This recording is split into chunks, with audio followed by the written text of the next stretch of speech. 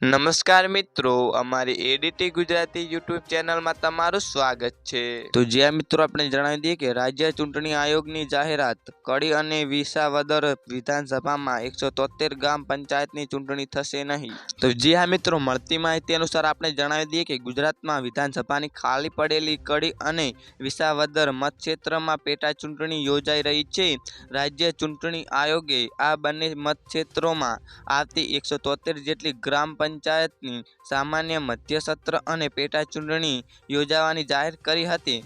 આ જાહેરાત બાદ માત્ર 24 જ કલાકમાં રાજ્ય ચૂંટણી આયોગે આ બંને વિધાનસભામાં મતક્ષેત્રમાં ગ્રામ પંચાયતોની ચૂંટણીઓ રદ કરવાની જાહેરાત કરી છે। જી હા મિત્રો, આજના માટે આટલું જ। મિત્રો, અમારી ચેનલમાં નવા હોય તો અમારી ચેનલને લાઇક, શેર અને સબસ્ક્રાઈબ કરી લેજો। ધન્યવાદ।